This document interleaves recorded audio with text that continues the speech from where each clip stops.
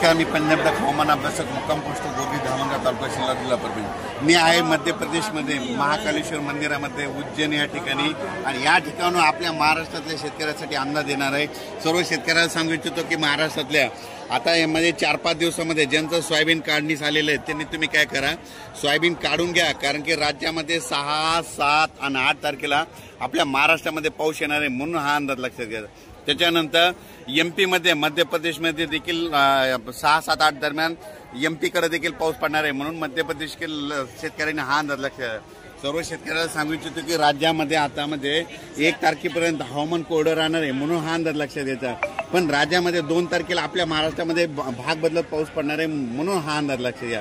पण सर्व शेतकऱ्याला सांगू इच्छितो 6 ऑक्टोबर, 7 ऑक्टोबर, 8 ऑक्टोबर, 9 ऑक्टोबर दरम्यान परत आपल्या महाराष्ट्रामध्ये जोराचा पाऊस येणार आहे, म्हणून तुम्ही तुमचं या 4-5 दिवसामध्ये जशी वेळ भेटेल तसं सोयाबीन काढा, झाका, वाटल्यास मशीन भेटले तर मशीननं काढा, हार्वेस्टरनं देखील काढून घ्या।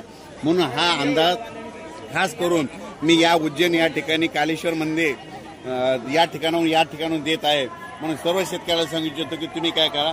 त्याच्यानंतर राज्यामध्ये आपल्या 23 ऑक्टोबर, 24 ऑक्टोबर, 25 ऑक्टोबर दरम्यान एकदा पाऊस येणार आहे, म्हणून हा अंदाज लक्षात द्यायचा। आणि राज्यामध्ये आपल्या थंडी महाराष्ट्रामध्ये 5 नोव्हेंबरला थंडी येणार आहे, म्हणून हा अंदाज लक्षात द्यायचा। पण सर्व राज्यातील सर्व शेतकऱ्याला सांगू इच्छितो की राज्यामध्ये स्थानिक वातावरण तयार होऊन देखील पाऊस पडू शकतो, म्हणून हा अंदाज लक्षात घ्या।